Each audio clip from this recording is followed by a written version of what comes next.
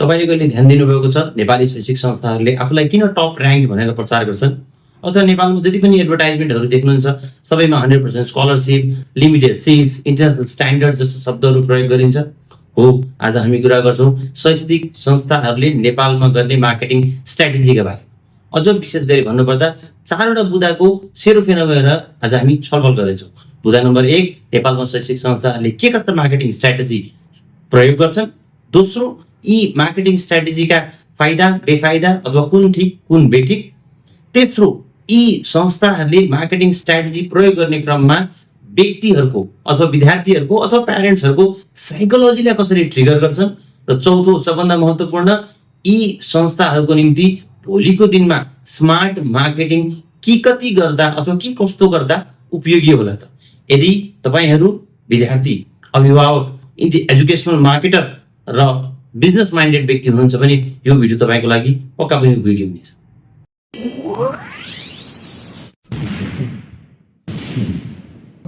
नमस्कार साथीहरू, स्वागत छ मेरो अर्को भिडियो। हो, आज हामी चर्चा गर्छौँ मार्केटिङ स्ट्राटेजीका बारेमा। मार्केटिङ स्ट्राटेजीको कुरा गर्नुपर्दा सबभन्दा पहिलो र महत्त्वपूर्ण कुरो हुन्छ टार्गेट अडियन्स चिन्नु। टार्गेट अडियन्स यदि तपाईँले चिन्नुभयो भने त्योभन्दा सफल तपाईँ कहिले पनि हुन सक्नुहुन्न। सो सबभन्दा पहिले एजुकेसनल इन्स्टिट्युसन्सहरूले पनि टार्गेट अडियन्स चिन्नुपर्ने हुन्छ। अझ दुविधाजनक कुरा के छ भने एजुकेसनल मार्केटिङ गर्दाखेरि हाम्रा युजर र पेयर फरक हुन्छ। अझ त्यसलाई क्लियरिफाई गरौँ, कन्ज्युमर र कस्टमर, जसले खरिद गर्छ र जसले युज गर्छ ती दुईजना व्यक्ति फरक हुन सक्छ। जस्तो पे प्यारेन्ट्सले गर्छ भने कन्ज्युम स्टुडेन्टले गरिरहेको हुन्छ। यसलाई एउटा उदाहरण लिउँ। जस्तो स्कुल लेभलको कुरा गरौँ। स्कुल लेभलमा कुरा गर्दाखेरि बच्चाहरूले, साना बच्चाहरूले कहिले पनि आफ्नो स्कुल छान्दैनन्। उसको स्कुल कसले छान्छ त? प्यारेन्ट्सहरूले छान्छ। सो यहाँ के भयो त? पेयर प्यारेन्ट्स भयो, युजर बच्चा भयो। र यदि स्कुलहरूले बच्चाहरूलाई ध्यान दिएर एडभर्टाइजमेन्ट बनायो भने त्यो उपयोगी नहोला स्कुलहरूको कन्टेक्स्टमा। सो यहाँ टार्गेट अडियन्स को हुन्छ त? प्यारेन्ट्स।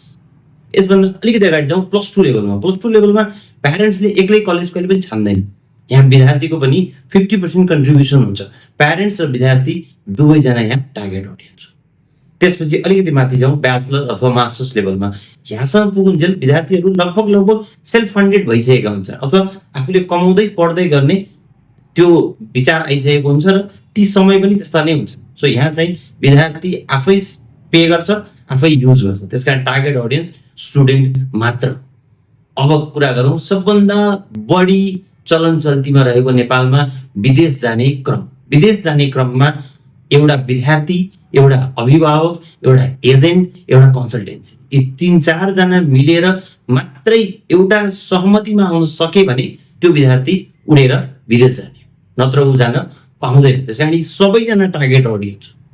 यसरी एजुकेसनल इन्स्टिट्युसन्सहरूले मार्केटिङ गर्दाखेरि यदि टार्गेट अडियन्स नै गलत छाने भने स्ट्राटेजी जहिले पनि इनइफेक्टिभ भएर जान्छ।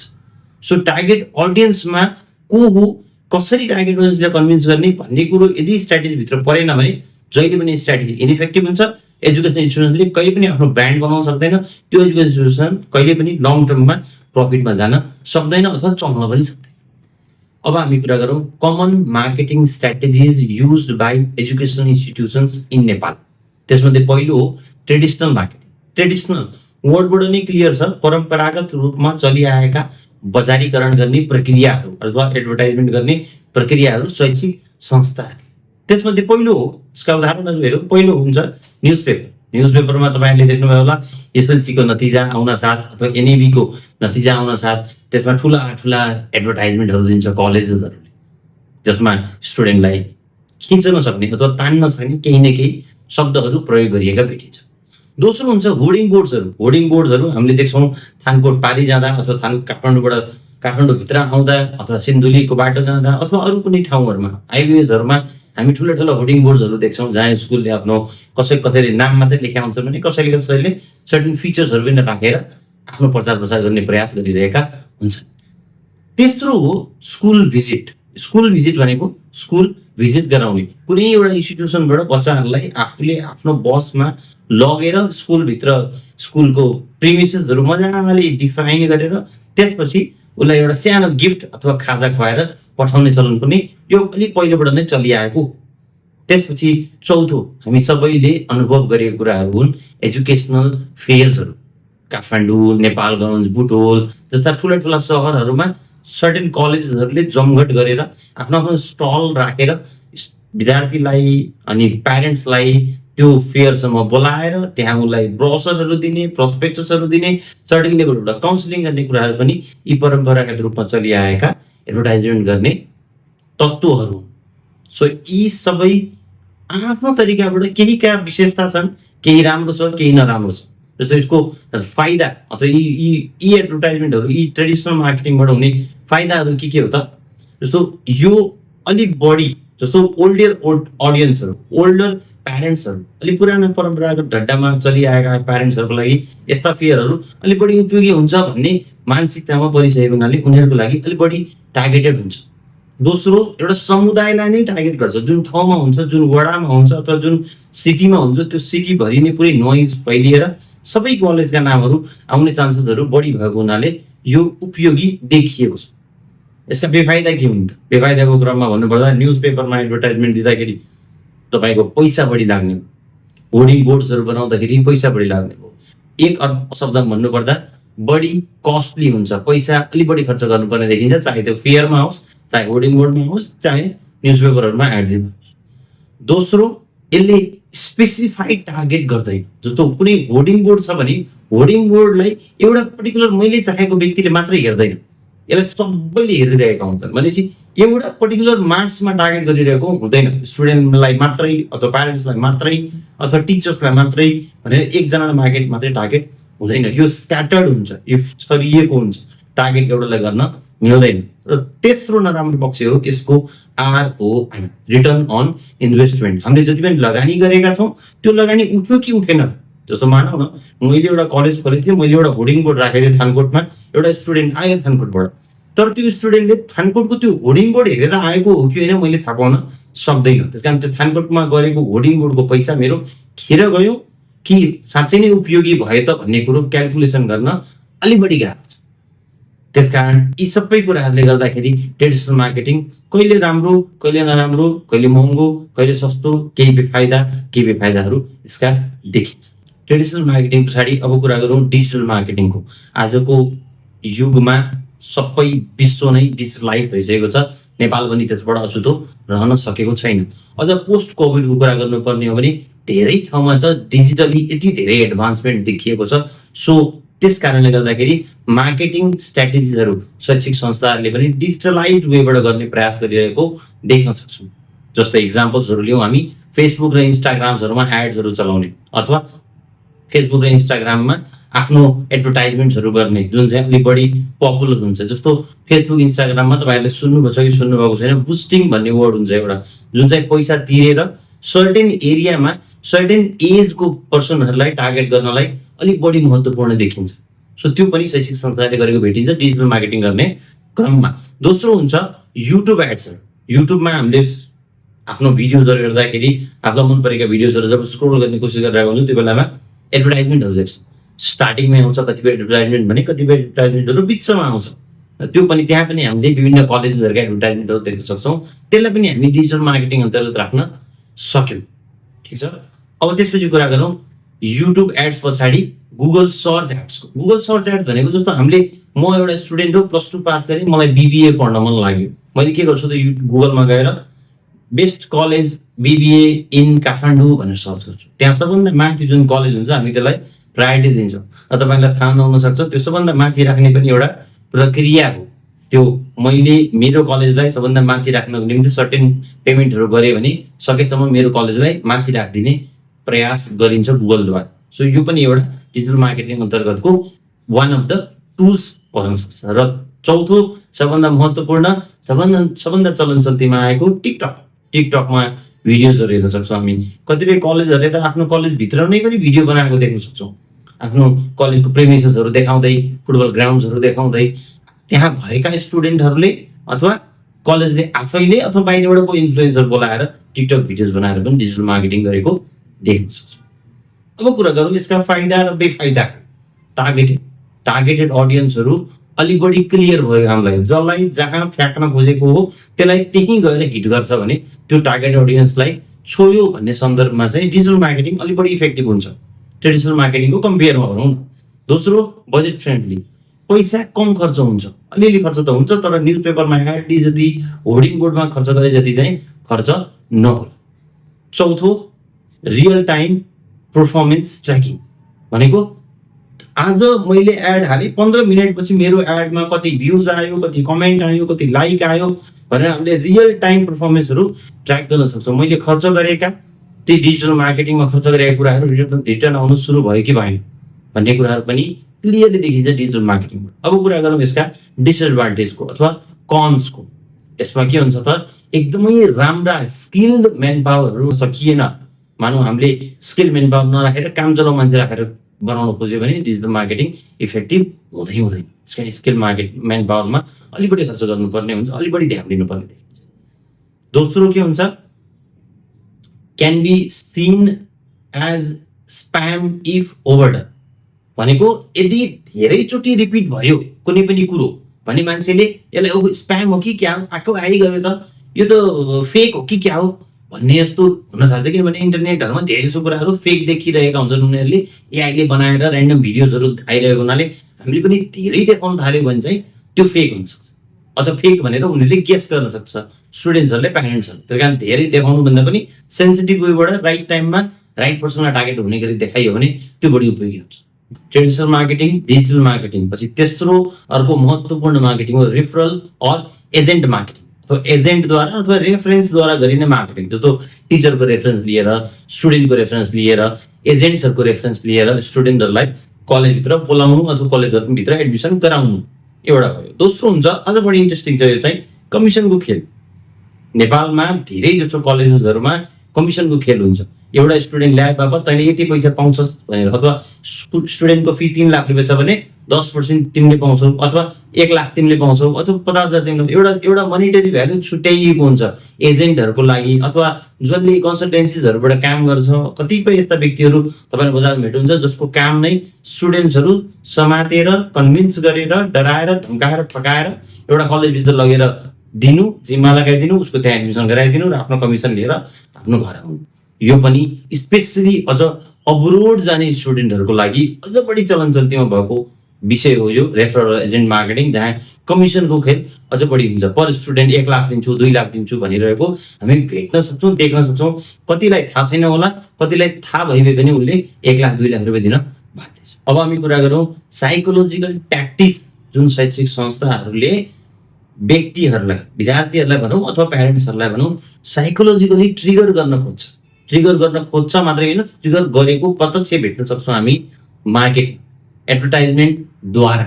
जस्तो त्यसमध्ये एउटा पहिलो हेर्नु स्क्यार्सिटी भनेको लिमिटेड सिट्स एभाइलेबल भनिदिन्छ, आत्तिहाल्छ, प्यारेन्ट्स पनि आत्तिन्छ, विद्यार्थी पनि आत्तिन्छ, ओहो सकिन्छ है क्या, ल म त छुट्ने भन्ने डरले गर्दाखेरि ऊ कुद्दै जान्छ। भनेपछि उसको के हुन्छ त, प्र्याक्टिकली सोच्ने कुरोलाई भावनात्मक तरिकाबाट सोच्ने बनाइदिन्छ, जसले गर्दाखेरि यथार्थ के उसले बिर्सिन्छ र भावनामा बगेर ऊ त्यो कलेजतिर एडमिसन गर्न कुदिहाल्छ। दोस्रो हुन्छ सोसियल प्रुफ भनेको हामीले समाजलाई 4,000 ग्रेजुएटहरू दिएका छौँ भन्छ, वी गेभ 4,000 डक्टर्स भन्छ, हामीले 3,000 इन्जिनियर्स दियौँ भन्छ, हाम्रो स्कुलबाट, हाम्रो कलेजबाट 200 जना चार्टर्ड अकाउन्टेन्ट्स बने भनेर भनिरहेको हुन्छ। के भन्नु खोजेको त, मैले समाजको लागि के कन्ट्रिब्युसन गरेको छु। हामीलाई पनि के लाग्छ भने ओहो यहाँ पढाएर छोरो साँच्चै डक्टर बन्छ कि, छोरी साँच्चै इन्जिनियर बन्छ कि भन्नु लागेपछि हामी त्यतातिर हाम्रो साइकोलोजिकली ट्रिगर भयो, हामी त्यतातिर हिँड्यौँ।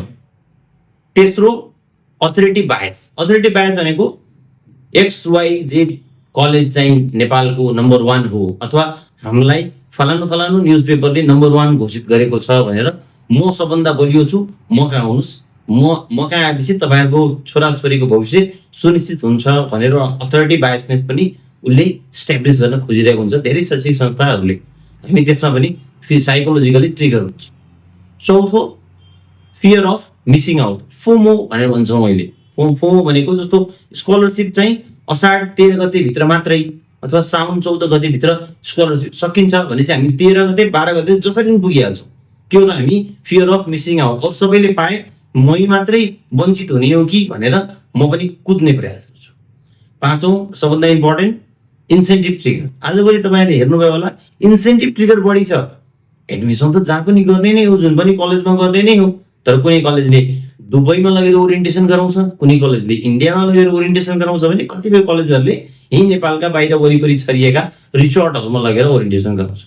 एउटा कलेजभित्र ओरिएन्टेसन हुनुभन्दा त बरु रिसोर्टतिर दुबईतिर भएको त धेरै बेटर भयो भन्ने हिसाबले हामी के हुन्छ त त्यो इन्सेन्टिभको लोभले पनि त्यो पर्टिकुलर कलेजमा जाने भावनात्मक वेबाट हामी तयार हुन्छौँ, अथवा हाम्रो प्र्याक्टिकली सोच्ने क्षमतालाई न्यून गरिदिन्छ र हाम्रो साइकोलोजिकललाई ट्रिगर गरिदिइसके पछाडि हामी भावनात्मक वेबाट बग्दै बग्दै बग्दै त्यही कलेजहरूतिर पछि लाग्दै जान्छौँ। अब कुरा गरौँ एजुकेसनल इन्स्टिट्युसन्सहरूले, शैक्षिक संस्थाहरूले नेपालमा ब्रान्ड बन्नको निम्ति कस्ता कस्ता खालका स्ट्राटेजिजहरू युज गर्छन्। सो ब्रान्डिङ बनाउनु त्यति सजिलो छैन। ब्रान्डिङ भनेको एकदम स्पष्ट हुनुपर्छ। मार्केटिङ स्ट्राटेजीमा ब्रान्डिङ यदि स्पष्ट भएन भने पिपलहरू कन्फ्युज हुन्छन् अथवा तिम्रा कस्टमर्सहरू कन्फ्युज हुन्छ। अब हामी कुरा गरौँ कस्ता कस्ता खालका स्ट्राटेजिजहरू ब्रान्डिङ अन्तर्गत चाहिँ हाम्रा शैक्षिक संस्थाहरूले नेपालमा गर्दछन्। कहिलेकाहीँ कलर र डिजाइन स्क्रिममा काम गर्छ। कलर र डिजाइन भनेको जस्तो red colour stand for trust, green colour stand for growth, जस्तै विभिन्न कलरहरू आफ्नो लोगोमा जुन जुन कलेजको जस्तो लोगोमा कलर देख्नुहुन्छ तपाईँले त्यो कलरको एउटा मिनिङ हुन्छ, त्यो मिनिङलाई स्पष्टीकरण दिनको निम्ति त्यो कलर राखिएको हुन्छ भन्ने बुझ्नु। दोस्रो ट्यागलाइन्स, जस्तो ट्यागलाइन्समा के पर्छ त हामी लिडर्स उत्पादन गर्छौँ अथवा ग्लोबल थिङ्किङ लोकल टाउन भनेर कसैले भनिरहेका हुन्छन्। भने एउटा किसिमको दुई चार शब्दको एउटा लाइन बनाइएको हुन्छ, त्यही शब्दहरूलाई मान्छेको दिमागमा प्रवेश गराएर त्यसलाई पोजिसनिङ गर्ने प्रयास गर्दाखेरि ब्रान्डिङ बन्छ भन्ने उद्देश्यका साथ यस्ता किसिमका शब्दहरू प्रयोग गरिन्छ। तेस्रो हो भर्चुअल टुर्सहरू। आजभोलि त वेबसाइटमै जानुभयो भने पनि त्यही कोभिडको पछाडि चाहिँ त्यही नै भर्चुअल टुर्सहरू देख्न सकिन्छ। त्यहाँ क्लिक गऱ्यो भने सर्व एक राउन्ड कलेजको लगाएर उसले तपाईँलाई सबै कुरो कहाँ के छ भन्ने कुरो थाहा पाइहाल्नुहुन्छ। त त्यसरी पनि ब्रान्डिङ बनाउन सकिन्छ भनेर शैक्षिक संस्थाहरू लागिपरेका छन्। त्यसपछि आउँछ स्टुडेन्ट टेस्टिमोनियल्सका कुरा। स्टुडेन्ट टेस्टिमोनियल्स भनेको हाम्रा कलेजबाट अथवा स्कुलबाट पास आउट भएका स्टुडेन्ट्सहरू कहाँ छन्, के गर्दैछन् र उनीहरूले यहाँ हुँदाखेरि के कस्ता एक्सपिरियन्स गरे भन्ने यस्ता कुराहरू स्टुडेन्ट टेस्टिमोनियल्स भित्र पर्छ। मान्छेले केही हदसम्म पत्याउने आधार बनाउनको निम्ति स्टुडेन्ट टेस्टिमोनियल युज गरेर ब्रान्डिङ गर्ने प्रयास गरिरहेका छन् शैक्षिक संस्था।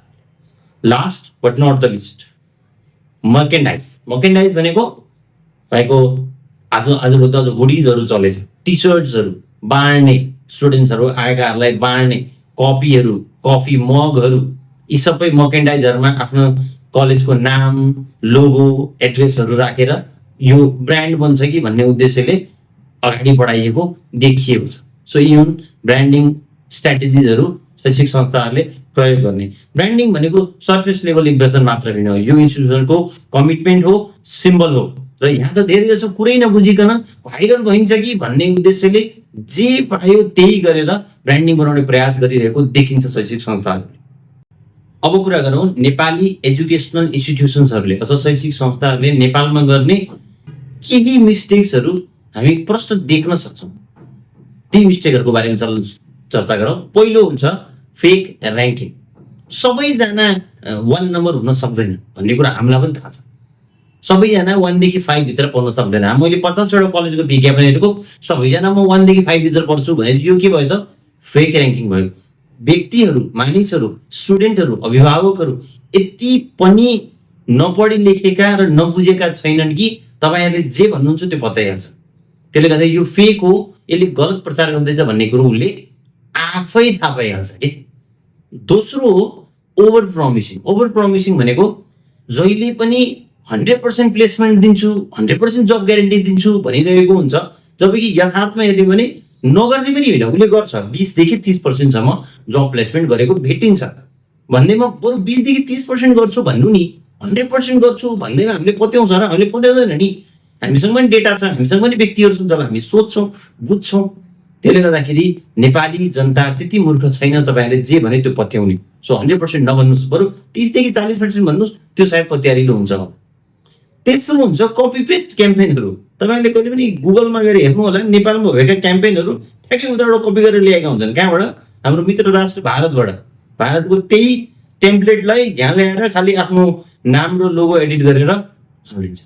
चाहे त्यो सोसल वर्क गर्ने क्याम्पेन होस्, चाहे इन्भाइरोमेन्ट डे गर्ने क्याम्पेन होस्, चाहे अरू कुनै किसिमको क्याम्पेन होस्, कमसेकम एउटा अथेन्टिसिटी त राख्नुहोस्। सबै कुरो कपी पेस्ट गर्दैमा चल्दैन र बन्दैन। अर्को लास्ट चाहिँ हाम्रो ignoring feedback from the student. स्टुडेन्टको फिडब्याकलाई ध्यान दिनुहोस्। तपाईँले अरू केही धेरै गर्नै पर्दैन।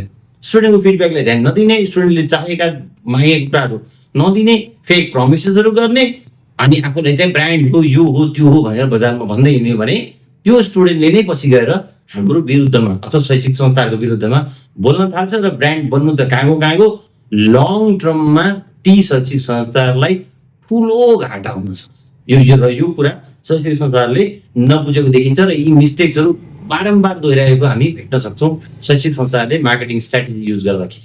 अब कुरा गरौँ हामी भोलिको दिनमा नेपालमा रहेका शैक्षिक संस्थाहरूले के कस्ता स्मार्ट मार्केटिङ गरे भने उनीहरूको निम्ति फाइदाजनक हुन सक्छ। मैले आजको लागि 6वटा बुँदामा यसलाई वर्गीकरण गरेको छु।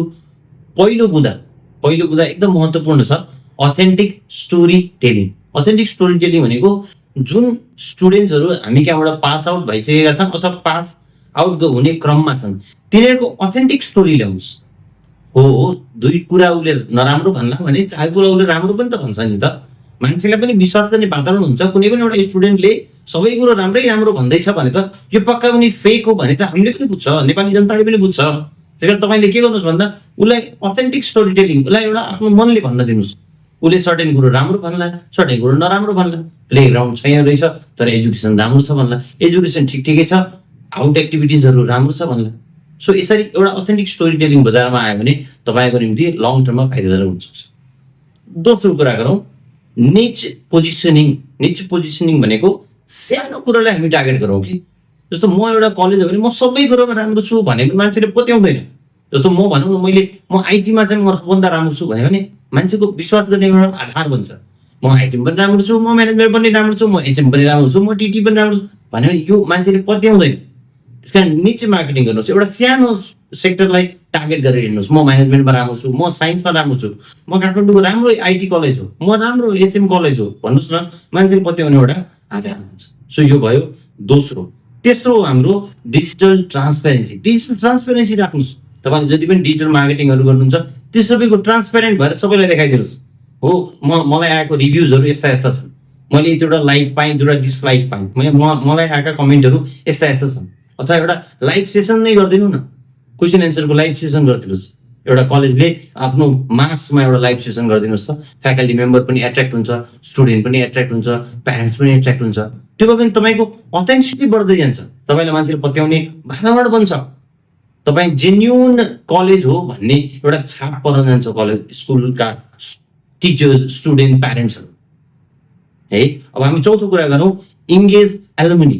हाम्रो जति पनि पुराना पास आउट स्टुडेन्टहरू छन् उनीहरूलाई हामी एलुमिनी भन्छौँ। एलुमिनीहरूलाई एउटा मासमा जोडेर एउटा ग्रुप बनाएर तिनीहरूलाई नै इङ्गेज गराउने, चाहे स्पोर्ट्स विक होस्, चाहे इन्भाइरोमेन्ट डे होस्, कुनै पनि किसिमका इभेन्टहरू गर्दाखेरि उनीहरूलाई बोलाएर उनीहरूको द्वारा नै गराइयो भने त्यो अलिक बढी इफेक्टिभ होला। त्यसको छाप पनि लङ टर्मसम्म रहन्छ। तपाईँले जति इङ्गेज गराउनुहुन्छ एलुमिनीहरूलाई त्यति उनीहरूको विश्वास बढ्दै जान्छ। भोलिको दिनमा मलाई पनि त म कलेज पास आउट भएको 10 वर्षपछि पनि कलेजले सम्झिँदो रहेछ भन्ने पर्छ। त्यो छाप अहिले भएका स्टुडेन्टहरूमा रह्यो भने उनीहरूले पनि अरू स्टुडेन्ट बोलाउँछन्। यसो तपाईँको मास बढ्दै जान्छ। अर्को बुन्दालाई हेरौँ हामी लोकल इन्फ्लुएन्सर कोलाबोरेसन गर्नु। लोकल इन्फ्लुएन्सर जस्तो टिकटकका इन्फ्लुएन्सरहरू अथवा इन्स्टाग्राममा पनि 5K देखि 50K सम्म फलोवर्स भएकाहरूलाई पनि बोलाउन गर्न सक्यो। उनीहरूलाई बोलाएर एउटा प्रोग्राम गर्यो, एउटा कन्टेन्ट क्रिएट गर्यो। त्यसरी गर्यो भने पनि मान्छेले, किनभने इन्फ्लुएन्सरलाई पत्याउँछ, त्यही भएर त्यो प्यारले तपाईँलाई पनि पत्याउँछ भन्ने ग्यारेन्टी नभए पनि कमसेकम पत्याउन सक्ने वातावरण त भन्छ। कसैलाई चिनेको अनुहार देखेपछि मान्छेले पत्याउँछ। मैले एउटा चिनेको मान्छेले कुनै कलेज राम्रो भन्यो भने मैले पनि हो कि क्या उसले भनेछ भन्ने हुन्छ। त्यसै इन्फ्लुएन्सरहरू बोलाएर कन्टेन्ट क्रिएट गरेर एउटा सानो एडभर्टाइजमेन्ट फालियो अथवा प्यारेन्ट्सहरूलाई, स्टुडेन्टहरूलाई ग्यादर गरियो भने त्यो पनि इफेक्टिभ हुन्छ। अर्को कुरा गरौँ स्टुडेन्ट एम्बेसडर प्रोग्राम्स। यो सबभन्दा महत्त्वपूर्ण हो। स्टुडेन्ट एम्बेसडर प्रोग्रामलाई स्टुडेन्टलाई नै आफ्नो कलेजको एम्बेसडर बनाएर स्टुडेन्टलाई तान्न दिनुभयो भने अलि सजिलो होला। जस्तो म एज अ कलेज कुनै एजुकेसन इन्स्टिट्युसन्स कुनै विद्यार्थीलाई मैले कुरा गर्न खोज्छु भने उसले पत्याउँदैन। स्टुडेन्टले कन्भिन्स गर्न सजिलो हुन्छ कलेजले स्टुडेन्टलाई कन्भिन्स गरे भन्दा अथवा शैक्षिक संस्थाहरूले स्टुडेन्टलाई कन्भिन्स गरे भन्दा एउटा स्टुडेन्टले स्टुडेन्टलाई हो त नि राम्रो छ नि हाम्रो त मैले पनि यहीँबाट गरेको वातावरण एकदम राम्रो छ भने उसले पत्याउने आधार अलिक बढी हुन्छ। त्यस कारण स्टुडेन्ट एम्बेसडर प्रोग्राम पनि अलिक बढी इफेक्टिभ हुन्छ। सो यी 4-5 वटा बुँदामा काम गर्ने हो भने शैक्षिक संस्थाहरूको लागि भोलिको दिनमा स्मार्ट मार्केटिङ गर्न सजिलो हुन्छ र लङ टर्ममा उनीहरूलाई फाइदा हुने पनि म देख्छु। आजको भिडियोले हामीलाई धेरै महत्त्वपूर्ण कुरो सिकायो। मार्केटिङ भनेको प्रचार गर्ने प्रक्रिया मात्र होइन, यो शैक्षिक संस्था र विद्यार्थीहरूको बिचमा विश्वास र समझदारी बनाउने प्रक्रिया हो। नेपालको शैक्षिक संस्थाहरू अझै सिक्ने क्रममा छन्। आजको भोलि नै परिवर्तन नहोला, तर पक्का पनि भोलिको दिनमा यी सबै शैक्षिक संस्थाहरूले केही नयाँ कुरा सिकेर आफूलाई फ्ल्याक्सी एडभर्टाइजमेन्ट र आकर्षक स्लोगन मात्रै सफलता होइन, यो दीर्घकालीन प्रतिबद्धता र विद्यार्थीको वास्तविक प्रगति नै मार्केटिङ स्ट्राटेजी हो भन्ने कुरा अवश्य बुझ्नेछ। विद्यार्थी र अभिभावकले बुझ्नुपर्छ कुनै पनि संस्थाले दिएको प्रचारलाई मात्र होइन, त्यस संस्थाको वास्तविकता र उपलब्धिहरूलाई पनि ध्यान दिनुपर्छ। भविष्य केवल भव्य शब्दहरूमा होइन, त्यस संस्थाले प्रदान गरेको अनुभव र अवसरहरूबाट बन्दछ। जब हामी सबैले यो कुरो गहिरो मनले बुझ्न सक्छौँ तब हाम्रो शिक्षक प्रणाली साँच्चीकै अगाडि बढ्न सक्छ अनि हाम्रो विद्यार्थीहरूलाई साँच्चीकै गुणस्तरीय शिक्षा र उज्जवल भविष्य मिल्न सक्छ। यो सन्देश तपाईँहरू सबैको लागि एउटा सानो प्रकाश हो, सचेत निर्णय लिन, सोच्न र बुझ्नका लागि। शिक्षा केवल प्रमाणपत्र मात्र होइन, यो त जीवनलाई परिवर्तन गर्ने एउटा माध्यम। अहिले नै सोचौँ, सही निर्णय गरौँ र सँगै नेपालको शिक्षालाई अझ मजबुत बनाऊ। हस्त साथीहरू, आजको भिडियोमा यति नै। अर्को भिडियोमा नयाँ विचार र नयाँ दृष्टिकोणका साथ फेरि भेटौँला। धन्यवाद।